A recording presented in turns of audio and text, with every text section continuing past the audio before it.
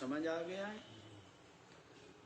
कोई नहीं, हो गया तो अब समझ आ गया ना?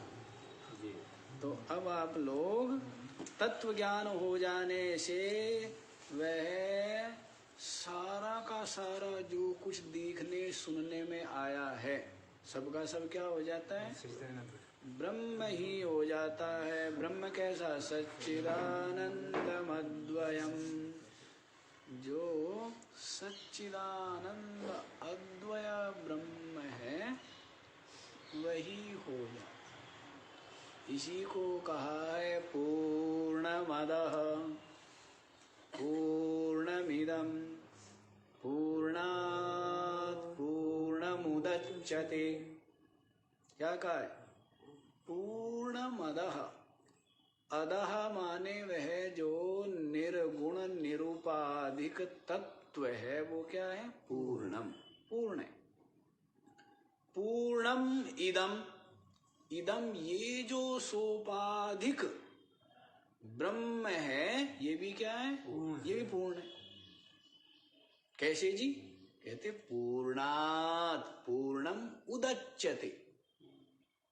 वो जो निरूपाधिक पूर्ण है ना उससे ही ये सारा का सारा सोपाधिक पूर्ण उत्पन्न हुआ। कैसे उत्पन्न हुआ है? रज्जु में सर्प के समान। ऐसे उत्पन्न नहीं हुआ है ना?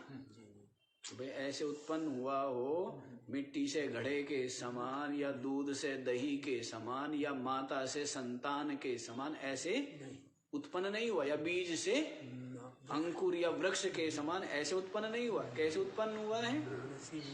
जैसे रस्सी में सर्प उत्पन्न हो करके भासता, जैसे मरुमरीचिका में जल भासता है, इस तरह से ऐसे उत्पन्न हो। जैसे सुक्ति में रजत भासता है, इस तरह से ये जो निरूपाधिक ब्रह्म है उससे ये सोपाधिक जो ब्रह्म है ये उत्पन्न हुआ। सोपाधिक माने ये दृश्य जगत। पूर्णस्य पूर्णमादाय, और ये जो सोपाधिक जो पूर्ण है इसमें से पूर्णत्व को ले लेने पर पूर्णम एवा अवशिष्यते, जो निरूपाधिक पूर्ण है वही शेष रह जाता है। क्या रह जाता है? वही शेष रह जाता है। हाँ?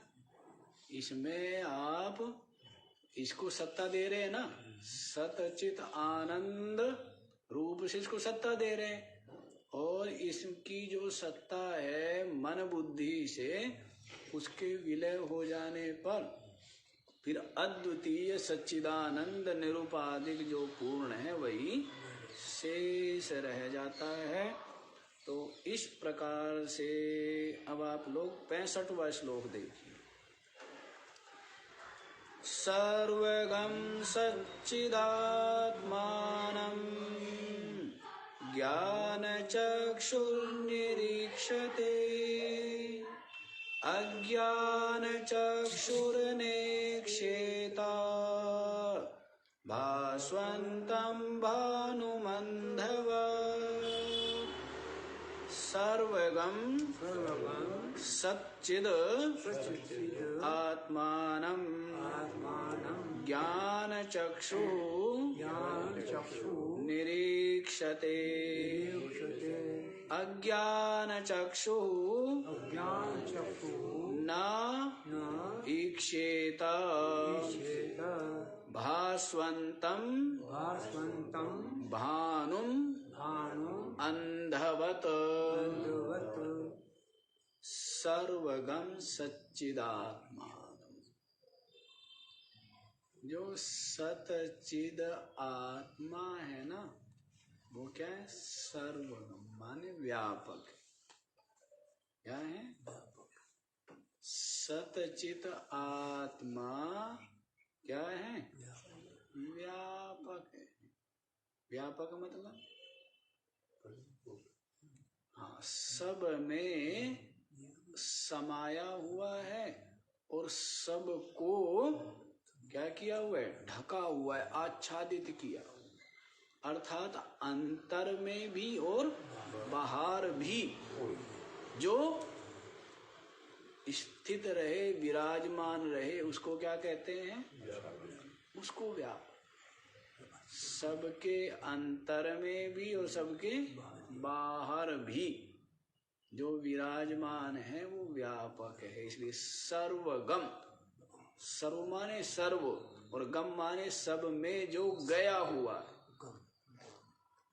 सब में जो गया हुआ है, अर्थात सब में जो पहले से ही स्थित है, विराजमान है, वो व्यापक है। तो अपनी आत्मा सच्चिदात्मानं सर्वगम व्यापक है। ज्ञान चक्षु निरीक्षते,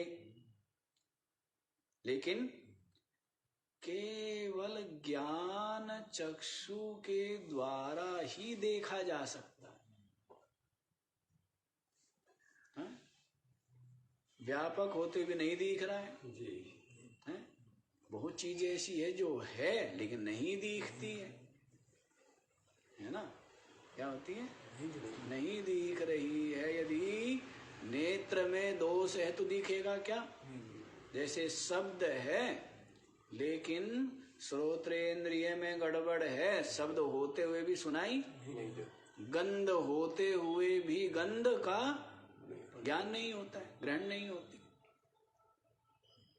तो ऐसे ही वस्तु होते हुए भी दिखती नहीं है नेत्र दोष के कारण से। तो यहां भी बता रहे हैं ज्ञान चक्षु निरीक्षते, केवल ज्ञान चक्षु से ही दिखता है। कौन? जो सतचिद आत्मा व्यापक जो ब्रह्म है, वो किससे दिखता है? ज्ञान चक्षु निरीक्षते, ज्ञान चक्षु से ही दिखता है। इसीलिए जब अर्जुन कहता है कि मैं आपके विराट रूप विश्व रूप का दर्शन करना चाहता हूं, यदि मन्यसे, कैसे आया है? हाँ, शक्य एवं विदोर्जुना, कैसे है? यदि मन्यसे तच्छक्यम, दिव्यम ददामि ते चक्षु। वो तो भगवान श्री कृष्ण कहते हैं दिव्यम ददामि ते चक्षु पश्य मे योगमैश्वर। क्या बोला है कि अनेने नये स्वचक्षुषा शक्य एवं विदोर्जुना, कैसे स्मरण ही नहीं आ रहा है। तो जो है ना, इन चक्षुओं के द्वारा तू मेरे विश्व रूप का दर्शन नहीं कर सकता, इसलिए मैं तुझे दिव्यम ददामि ते चक्षु, क्या करता हूं? दिव्य चक्षु देता हूं, पश्चिमे योगमैश्वरम, और तू मेरे योग ऐश्वर्य को देख। वैसी वो दिव्य चक्षु क्या थी? ज्ञान चक्षु। तो जो ज्ञान चक्षु से संपन्न है, सब जगह उसको परमात्मा की ही महिमा और परमात्मा ही विराजमान दिखता है। सब महिमा किसकी है? परमात्मा। महिमा परमात्मा की है ना, है? जो परमात्मा है, जो महिमाशाली है, सब उसी की महिमा है और सब वही किसको दिखता है? ज्ञान चक्षु। जैसे जो स्थूल बुद्धि वाला है उसको केवल आभूषण दिखते हैं, लेकिन जो सूक्ष्म प्रज्ञा संपन्न है वो जानता है सब आभूषणों में स्वर्ण है। मूल्य और महत्व किसका है?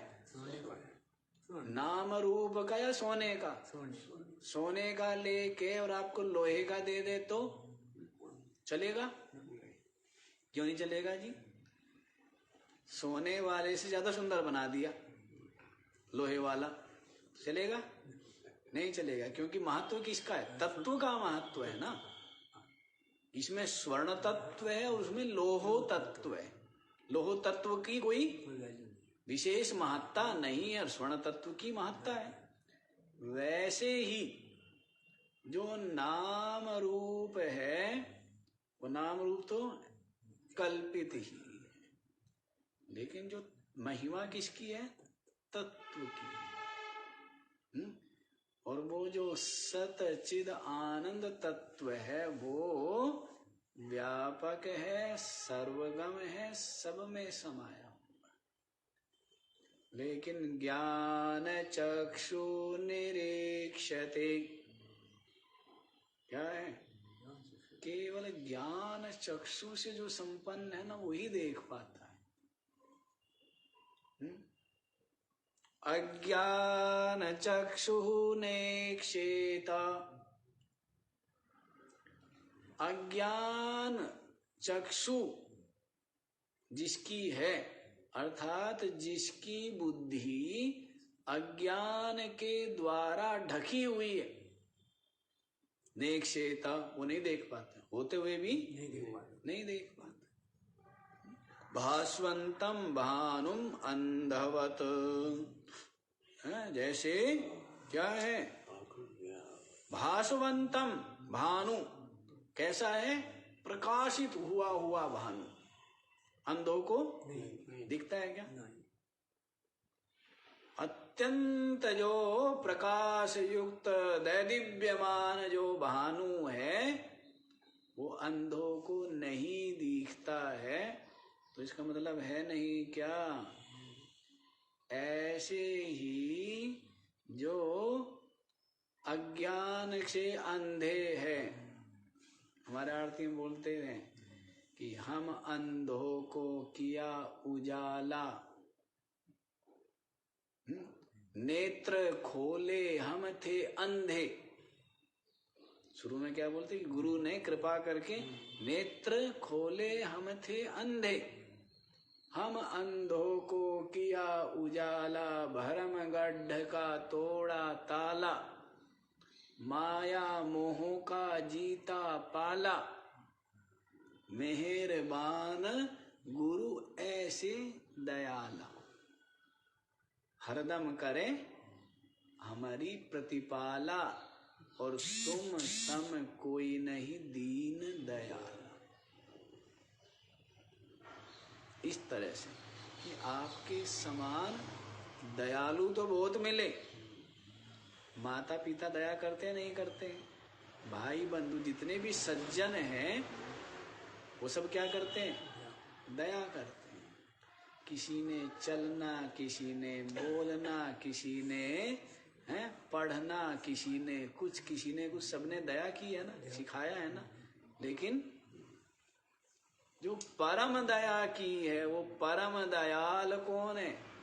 गुरु है, कि जिन्होंने जन्म मरण का भय मिटा दिया, जिन्होंने बंधन से मुक्त कर दिया, जिन्होंने पाप से, अधर्म से, बंधन से, क्लेश से क्या कर दिया है?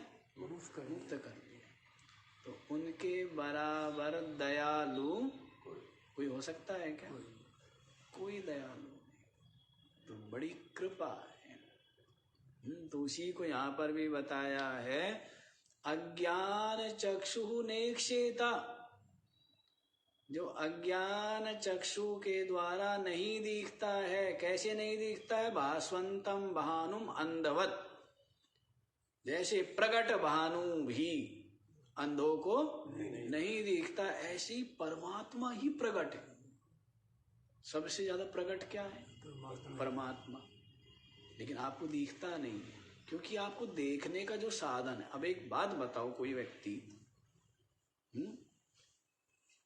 व्यक्ति आंखें बंद किए हुए है, कान खुले हुए, नाक खुला हुआ है, और वो ये कहे कि मुझे दिखाई नहीं दे रहा है। समझ आ रही है बात?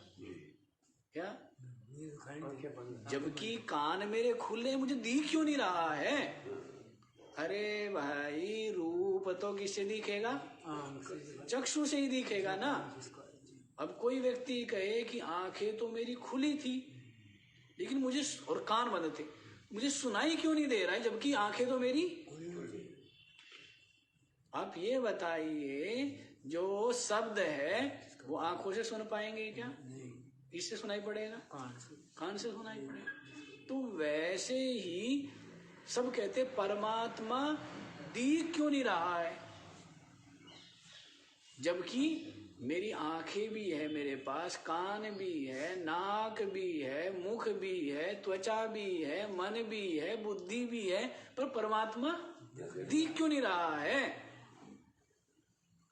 अब कोई ऐसा कहे, अंधा व्यक्ति, और चश्मा लगा के कहे कि मुझे दिखाई क्यों नहीं दे रहा है? अब कोई अनपढ़ व्यक्ति ये कहे, लिखा हुआ है सामने, कि मुझे क्यों नहीं समझ में आ रहा है, जबकि मैं देख तो पा रहा हूं पर मैं पढ़ क्यों नहीं पा रहा हूं? अक्षर सामने लिखे हुए दिख रहे हैं लेकिन पढ़ना नहीं जानता है, तो कहता है कि मुझे दिख रहा है पर मैं पढ़ क्यों नहीं पा रहा हूं? किस कारण से? अज्ञान के कारण। ऐसे ही आंख, नाक, कान, मुख आदि होते हुए और मन बुद्धि होते हुए भी परमात्मा नहीं दिखता है, क्योंकि वो तो विशुद्ध प्रज्ञया, क्या होता है, जिसकी बुद्धि अत्यंत निर्मल है उसको ही दिखता है। शीशा घर में लगा हुआ था, बहुत समय तक उस पर धूल मिट्टी चढ़ती रही, उसके सामने जाके आप खड़े हो गए और बच्चा माँ से चिल्ला रहा है कि जो शीशा है ना, अब इस शीशे ने क्या कर दिया है, देखना बंद, मुख दिखाना बंद कर दिया है, हैं? अब ये जो शीशा है ये बदल गया है, ये वो नहीं रहा है। क्या करना पड़ेगा? उस शीशे को साफ करना पड़ेगा, और साफ करते दिख जाएंगे। तो वैसे ही जिसकी प्रज्ञा, जिसकी बुद्धि सूक्ष्म है, सूक्ष्मया सूक्ष्मदर्शी, दृश्यते त्वग्रया बुद्ध्या सूक्ष्मया सूक्ष्मदर्शी भी। क्या कहती है श्रुति? दृश्यते, परमात्मा दिखता है, ऐसा नहीं कि नहीं दिखता है, दिखता है, नहीं दिखता है। परमात्मा से ज्यादा तो स्पष्ट कुछ है ही नहीं। अब ये तो कोई ये कहे कि मुझे गाड़ी भी दिख रही है, घड़ी भी दिख रही है, दीवार भी दिख रहा है, पेड़ भी दिख रहा है, पौधा भी दिख रहा है, लेकिन सूर्य का प्रकाश नहीं दिख रहा है, कमाल की बात है। अरे सब कुछ किसके उसमें दिख रहा है भाई? हैं? सूरज के प्रकाश में दिख रहा है ना सब कुछ। तो ये कोई कहे तो मूढ़ता ही है ना। तो वैसे ही परमात्मा नहीं दिख रहा है, जबकि क्या है वास्तव में? परमात्मा की सत्तर कृपा से ही सब कुछ दिख रहा है। तो परमात्मा से ज्यादा प्रकट कुछ है क्या? लेकिन इसलिए कहा है दृश्यते, परमात्मा दिखाई देता है अग्रया बुद्धिया। कैसी बुद्धि के द्वारा? जो अत्यंत तीक्ष्ण है, सूक्ष्म है। सूक्ष्मया, अग्रया सूक्ष्मया, सूक्ष्म से भी सूक्ष्म जो बुद्धि है उसके द्वारा सूक्ष्मदर्शी। किनको दिखता है? सूक्ष्म दर्शन करने का जिनका स्वभाव। व्यक्ति स्थूल जगत में रहता है, अपने को स्थूल मानता है और स्थूल ही जीवन जीता है। सूक्ष्म देखने का स्वभाव नहीं। सूक्ष्म का मतलब उचित क्या, अनुचित क्या, धर्म क्या, अधर्म क्या है, पाप क्या, पुण्य क्या, इन सब बातों का जो विचार करें तो वो क्या होता है? वो सूक्ष्म बुद्धि होती चली जाती है उसकी, है? लेकिन व्यक्ति को तो मतलब क्या है?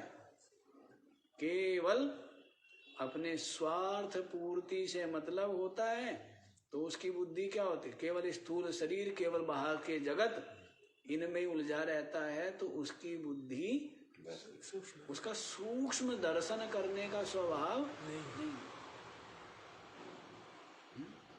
सूक्ष्म दर्शन क्या है?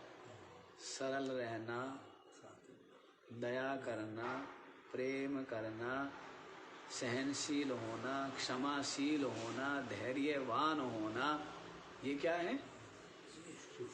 ये सूक्ष्म दर्शन है ना? इन सब बातों का तो विचार करता नहीं है, स्थूल में ही रहता है और जो कुछ अपने सुख दुख है उसमें भी कारण दूसरों को ही मानता है। जबकि सूक्ष्मदर्शी होगा तो जानेगा कि मेरे ही प्रारब्ध कर्मों का ये भोग है। अब रो करके भोगू चाहे हंस के भोगू, भोगना तो पड़ेगा, इसमें कोई दूसरा कारण नहीं है। तो सूक्ष्मदर्शी जो है अत्यंत सूक्ष्म से सूक्ष्म बुद्धि के द्वारा परमात्मा को दृश्यते, देख लेते हैं। उसी को कहा है यहाँ पर अज्ञान चक्षुर्नेक्षेत भास्वंतम भानुमंधवात्। अज्ञान चक्षु से जो युक्त है वो नहीं देख पाते हैं और ज्ञान चक्षु निरीक्षते, जो ज्ञान चक्षु है से संपन्न है, विवेक चक्षु ज्ञान चक्षु से संपन्न है, देख लेते परमात्मा को। फिर क्या दिखता है? चोरी करके भागन लागा, पकड़न वाला तू का तू, ऐसा खेल रचा मेरे दाता, जित देखू तित देखने वाला चाहिए। सब जगह क्या है? जित देखो तित तू ही तू, तू ही तू, सब जगह तू ही तो दिख रहा है, सब में तू ही है, पेड़ में तू ही है, जो उसमें रस भरा हुआ है, जो उसमें मिठास भरा हुआ है, जो वो उन्नति को प्राप्त हो रहा है, सब में क्या है? वही। सूरज में घुस के तू ही बैठा है, तू ही चमक रहा है, तेरी ही चमक है सब में, तेरी चमक है सूर्य में, शशिमा ही तेरी रोश है, तुझसे ही सब कुछ भासता, जो दृष्ट है अदृष्ट है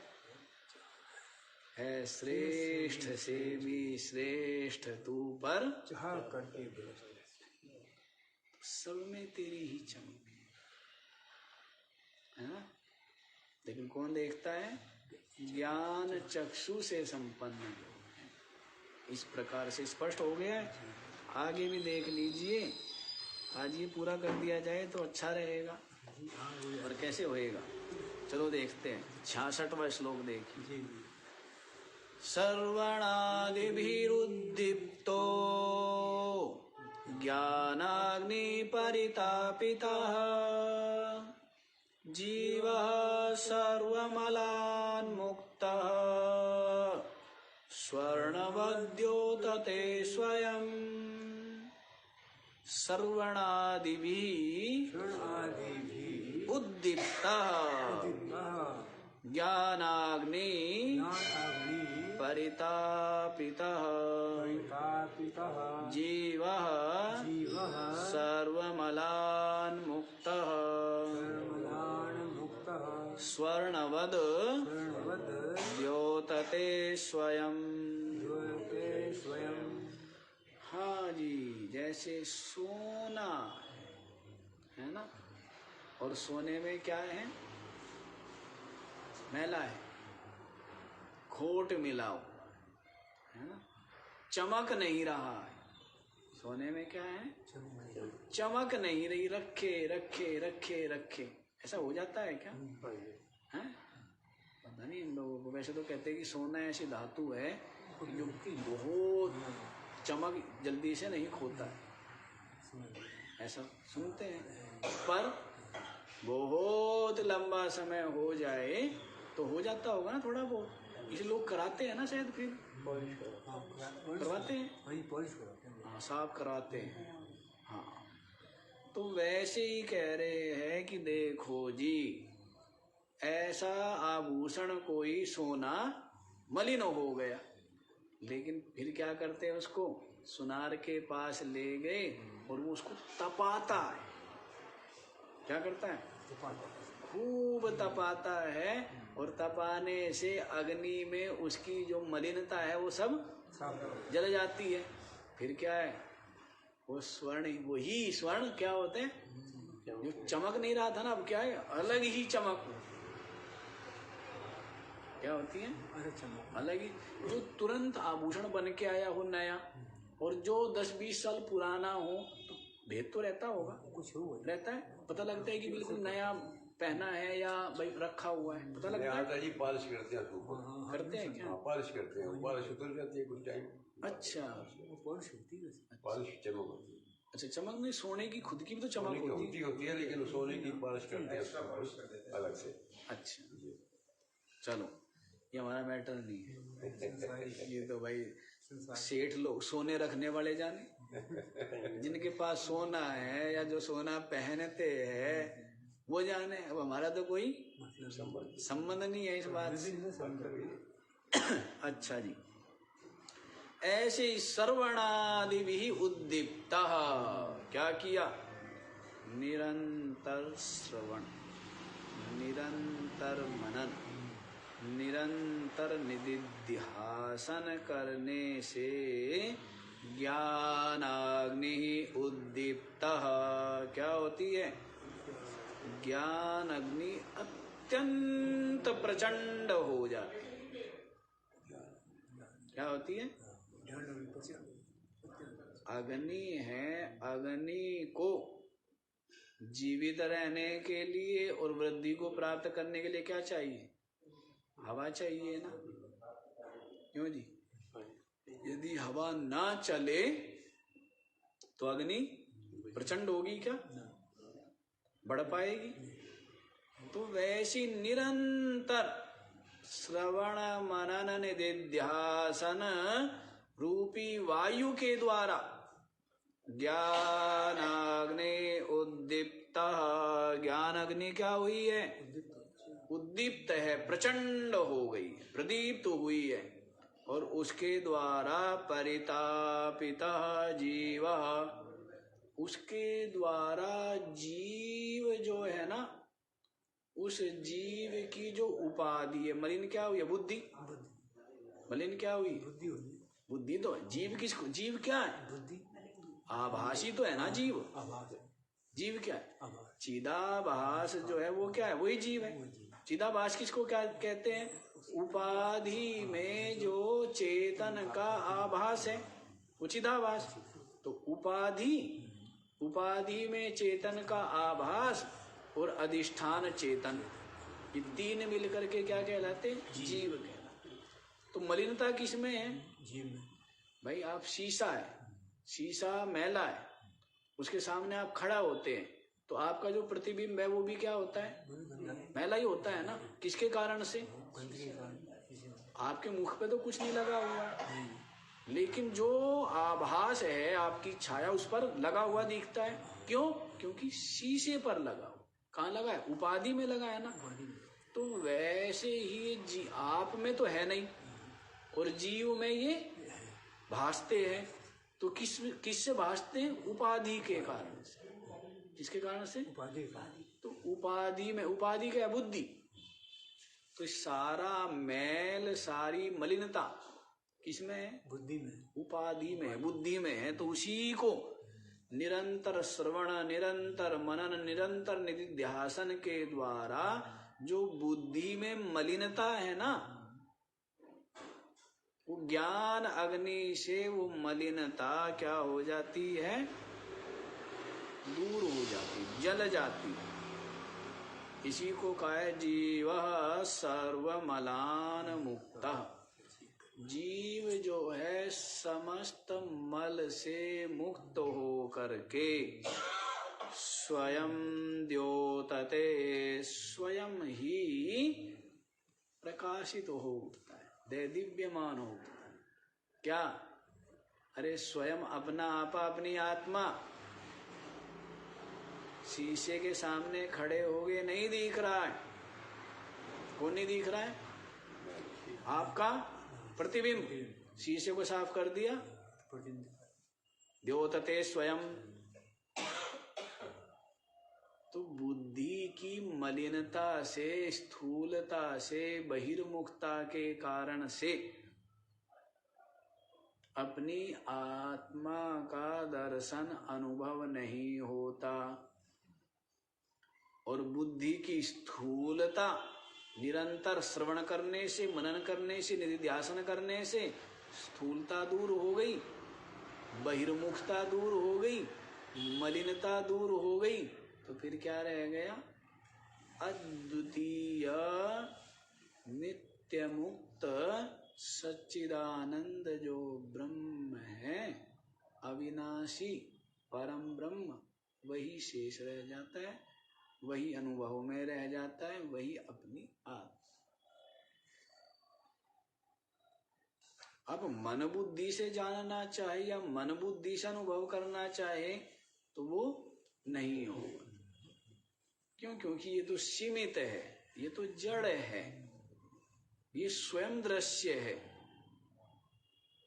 हाँ, जब ये विलय को प्राप्त हो जाती है तब अपनी आत्मा जो कि अनुभूति स्वरूप, अपने को देखने के लिए किसी की आवश्यकता है क्या?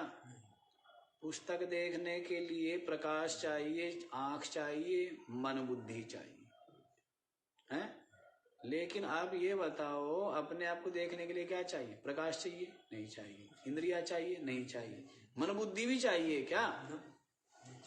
तो मन बुद्धि भी नहीं चाहिए, तब भी आप, है ना, देख सकते हैं। जैसे मन बुद्धि सुसुप्ति में क्या हुए? अविद्या में विलय हुए, हैं? उठ करके कहते हैं ना, सुख से सोया कुछ नहीं पता लगा। तो ये सब अंतःकरण कह रहा है। कौन कह रहा है? तो लेकिन इसका मतलब ये जरूर कह रहा है कि भाई मैं था, मैं मतलब अंतःकरण ये कह रहा है कि मैं भले ही नहीं था, लेकिन जो वास्तविक मैं है वो था, वो मैं था। समझ आ रही है बात? तो इस तरह मन बुद्धि उसको नहीं जान पाते, जो कि अनुभूति स्वरूप है। और उसको जानने के लिए, देखने के लिए अन्य किसी उपकरण की आवश्यकता भी नहीं है। स्वयं ज्योति ऐसा है जैसे सूरज के समान। जैसे पुस्तक देखने के लिए सूरज का प्रकाश चाहिए, लेकिन सूरज को देखने के लिए अन्य प्रकाश की जरूरत है। वैसे ही इंद्रिया, विषय, वस्तु सबको देखने के लिए मन बुद्धि चाहिए, लेकिन अपनी आत्मा को देखने के लिए मन बुद्धि की आवश्यकता नहीं। इसी को समझाया है। तो श्रवण मनन निधिध्यासन के द्वारा प्रज्वलित जो अग्नि है, उस अग्नि के ताप से जीव की जो उपाधि है बुद्धि, उसके समस्त मल से रहित हो जाती है। बुद्धि में है ना मलिनता। मलिनता किसमें? बुद्धि में। आप में है क्या?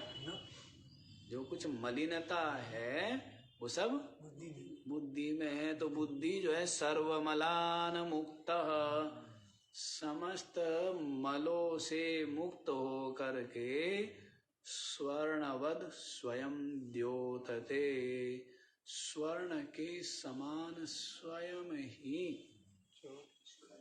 प्रकाशित हो। स्पष्ट हो गया है? तो आगे वाला श्लोक भी देख लीजिए। अब तो दोनों ही कर देंगे। हृदाकाशोदितो यात्मा बोधभानुस्तमोपहृत सर्वव्यापी सर्वाधारी भाति सर्वभूतानां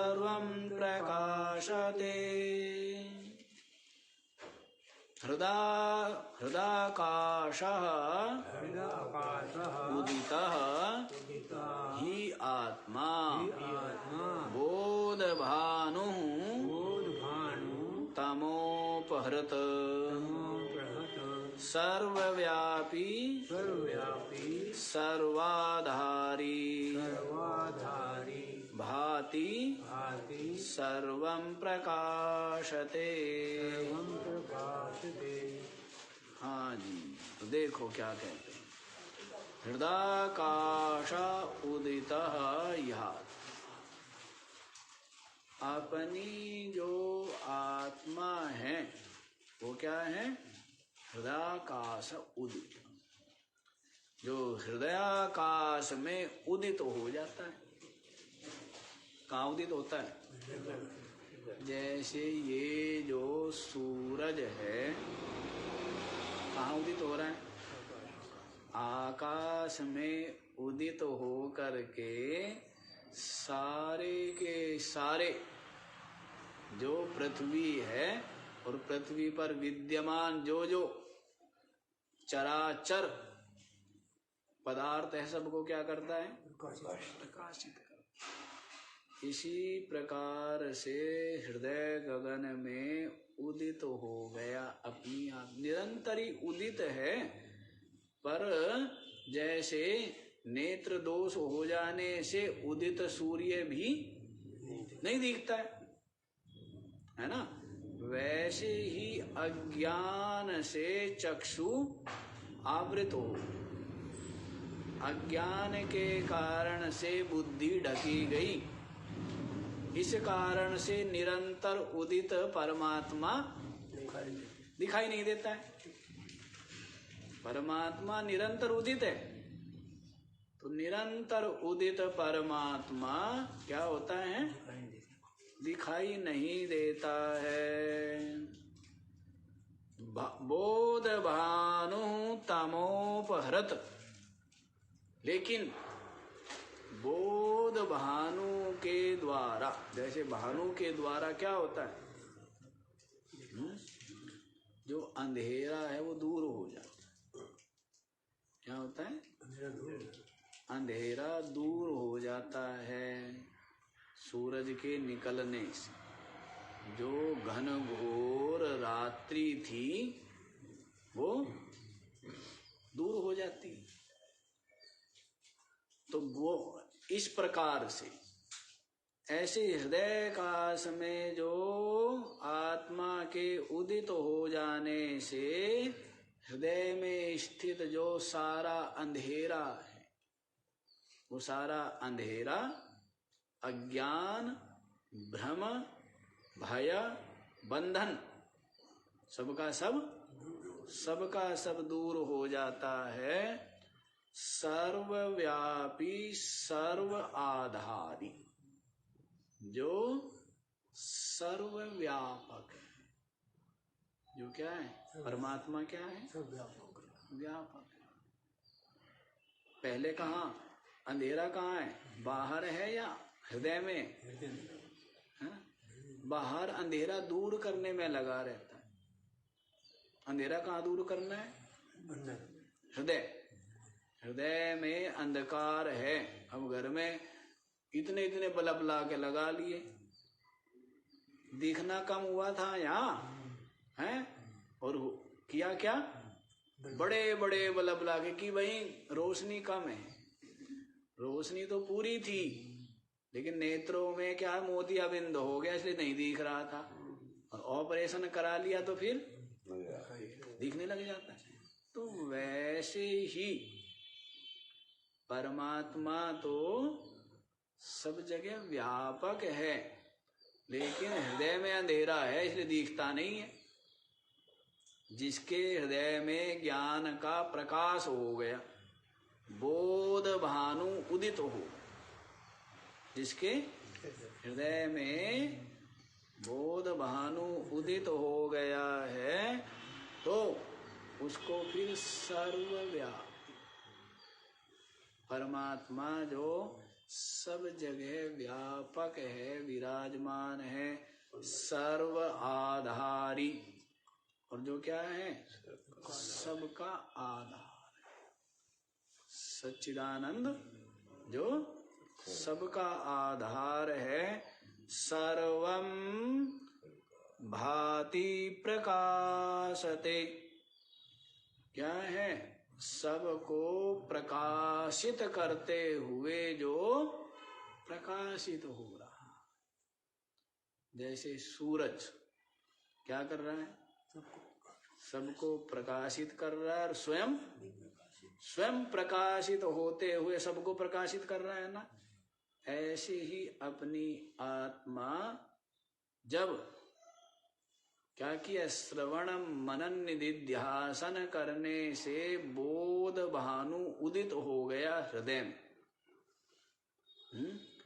तो उसके पश्चात वो जानता है कि मन बुद्धि को प्रकाशित मैं कर रहा हूँ, समस्त जड़ को प्रकाशित मैं कर रहा हूँ, और इस प्रकार से वह अपने आप को व्यापक सच्चिदानंद नित्य मुक्त रूप से अनुभव करता है।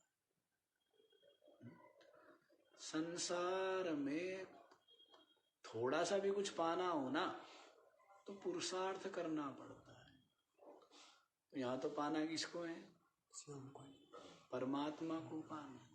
किसको पाना है, जिसको न पाने से न जानने से पुनरपि जननम पुनरपि मरणम जन्म जन्मांतरों से असंख्य जन्म जरा व्याधि मृत्यु शोक भय चिंता प्राप्त हो रही है, और परमात्मा को पा लेने पर सबसे मुक्त हो।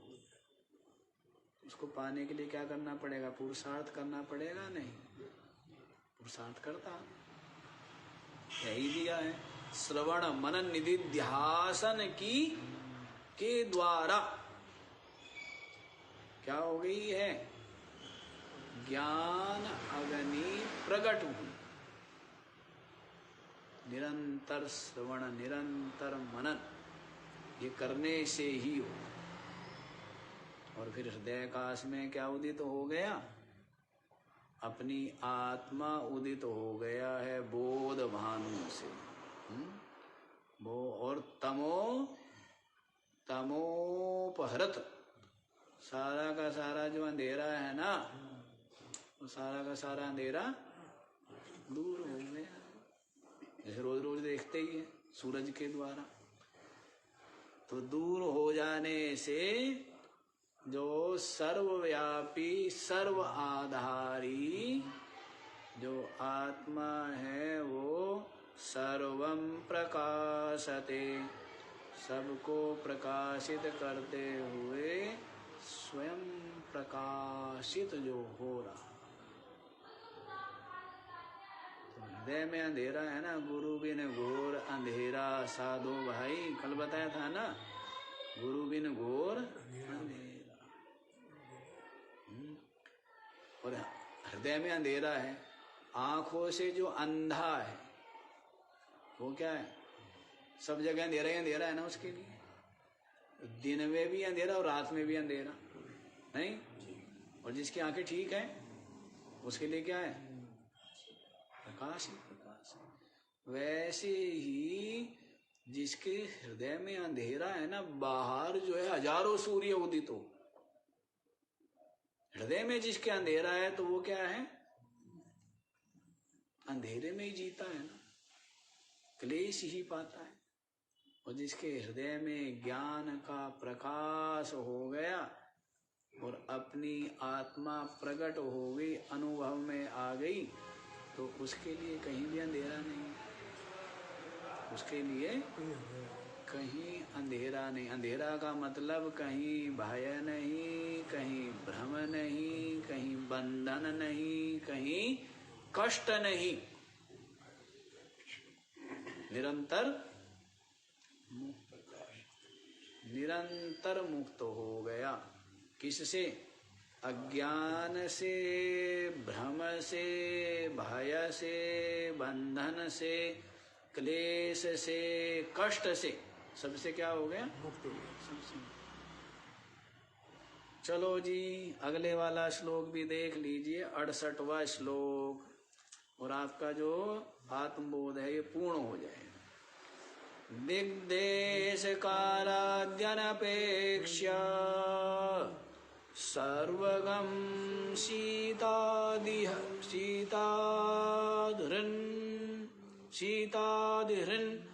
नित्यसुखं निरञ्जनम् यः स्वात्मतीर्थं भजते विनिष्क्रियः स सर्वविन् सर्वगतो मृतो भवेत्। दिग्देश कालादि दिग्देश कालादि अनपेक्ष्य अनपेक्ष्य सर्वगम सर्वगम शीतादि शीतादि हृन्, हृन् हृत मान हृत हो गया, नित्य सुखम निरंजनम निरञ्जनं यह स्वात्मतीर्थम भजते आत्मतीर्थं भजते विनिष्क्रियः प्रियः स सर्वविद सर्वविद् सर्वगतः सर्वगतः अमृतः भवेत्। भवेत्। दिग्देश कालादि अनपेक्षम सर्वगम शीतादिहृत नित्य सुखम निरंजन। क्या होता है देखिए, दिग्देश कालादि की अपेक्षा के बिना अनपेक्षम, दिग किसी दिशा में, किसी देश में, किसी काल में करते हैं ना, तीर्थ आदि स्नान करते हैं कि भाई उत्तराखंड जाओ, गंगा जी स्नान करना है तो आ जाना पड़ेगा।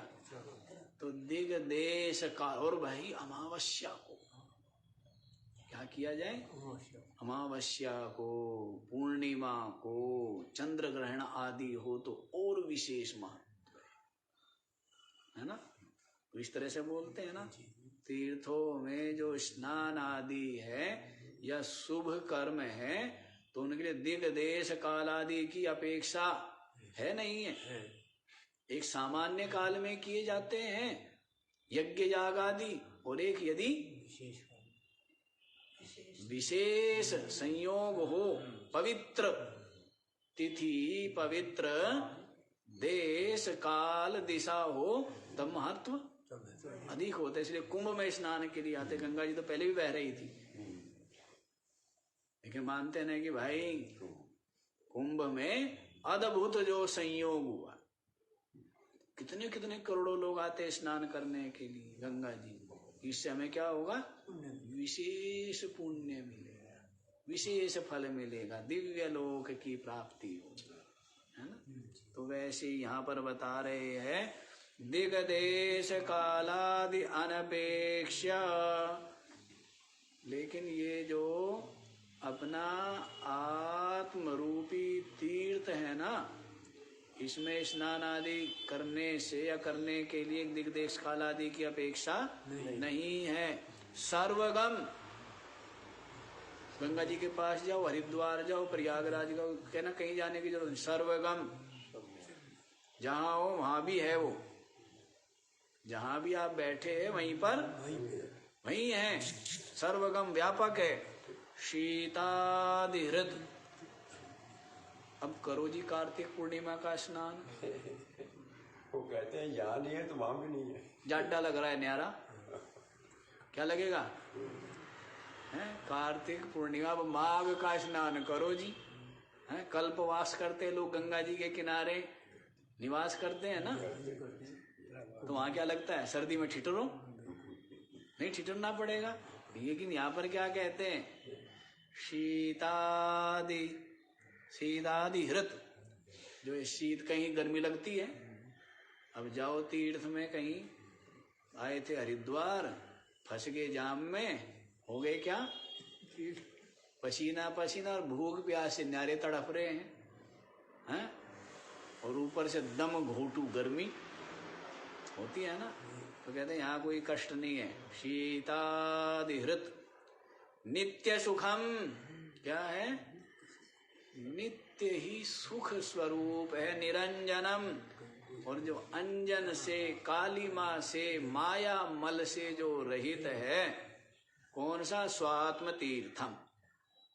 कौन सा तीर्थ?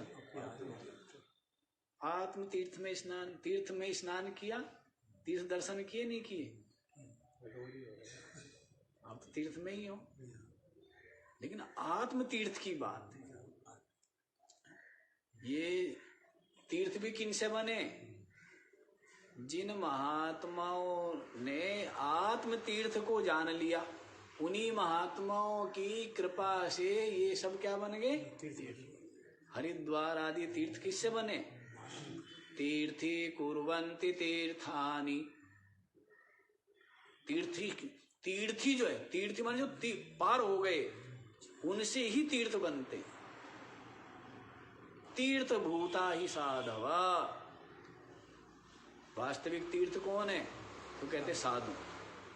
साधु जो है वही क्या है? वही तीर्थ है। और वे पार गए हुए इसी कारण से जहां पर वे निवास करते वो स्थान भी कालेना फलती तीर्थम। अब बता भी रहे हैं भाई, तीर्थ तो पता नहीं कब फल देगा, क्या फल देगा? सद्य साधु समागमा। लेकिन साधु का समागम का जो तीर्थ है वो तत्काल ही चिंता थी, दूर हो गई। भय था, भ्रम था, दूर हो गया। बंधन था, दूर हो गया। अशांति थी, यों मिट गई। नहीं, सद्य तो तत्काल ही फल देने वाला। तो यहाँ पर आत्म तीर्थ की बात चल रही।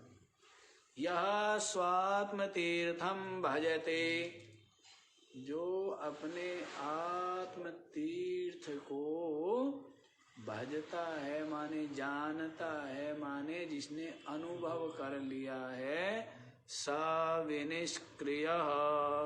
क्या हो जाता है? वो समस्त विकारों से रहित हो जाता है। पहले क्या मानता था? अपने को विकारी मानता था। मेरा जन्म, मेरी वृद्धि, मेरा क्षय, मेरी मृत्यु, मैं रोगी, मैं बूढ़ा, ऐसे मैं भूखा, मैं प्यासा, मैं मोटा, मैं पतला। पहले क्या था? अपने में दुनिया भर के जो विक्रिया विकार है वो अनुभव कर रहा था। लेकिन आत्म तीर्थ का भजन किया ना, किसका सेवन कर लिया? आत्म तीर्थ का सेवन करने से सा विनिष्क्रिय, समस्त विकारों से रहित हो जाता है। सर्ववित। देखो जी, गंगा जी में स्नान करने से सर्ववित हो जाते हो क्या? लेकिन आत्म तीर्थ में का सेवन करने से सर्ववित, सब कुछ जान लिया। कुछ जानने की आशा, आकांक्षा, अभिलाषा। सर्ववित, सर्वगतः, व्यापक अनुभव करता है अपने। पहले क्या समझता था? मैं तो शरीर हूं, कुछ दिनों का मेहमान हूं। अब जानता है शरीर छूट जाए अभी, और छूटा हुआ ही है। मेरा इससे संबंध क्या है? मेरा इससे संबंध नहीं है। मैं तो साक्षी, नित्य मुक्त चेतन, व्यापक। शरीर के मरने से मर जाऊंगा क्या? जिस शरीर को निरंतर रखना चाहते हैं, हृष्ट पुष्ट, जिसकी मृत्यु ना होवे, क्यों? क्योंकि इसको समझते हैं कि इसके मरने से मैं मर जाऊं। इसके मरने से आप नहीं मरते हो, कभी भी नहीं मर, आप कभी भी मरते ही नहीं हो। शरीर को छोड़ो, मन बुद्धि के मरने से आप नहीं मरते। मरते हो क्या? आप मरते हो?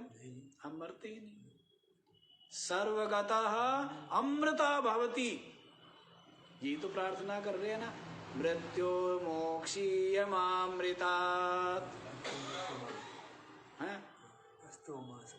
असतो मां सदगमय तमसो मां ज्योतिर्गमय मृत्योर्मां अमृतम गमय।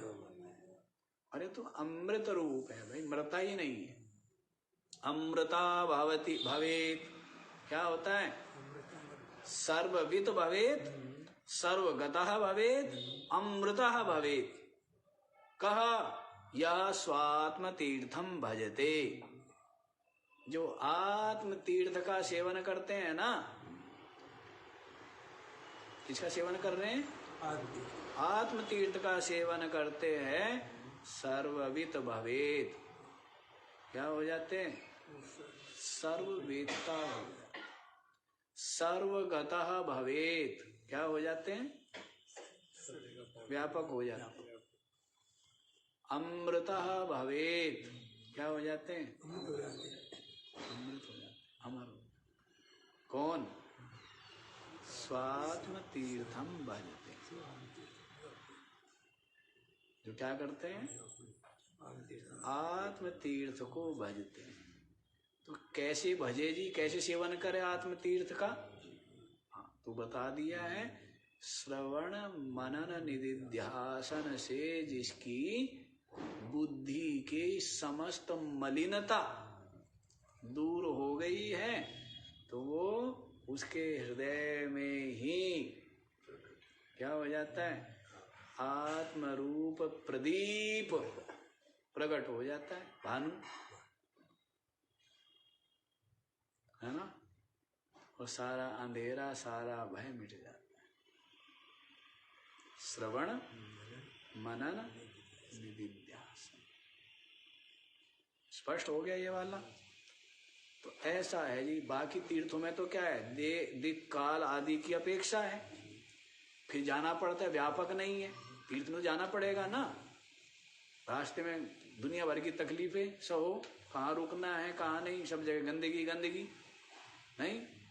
हाँ, हाथ लगाते भी डर लगे, कुंडे के भी नहीं, कुंडा भी सब सड़ा सड़ू का रखते हैं, सब लोग नहीं रखते हैं।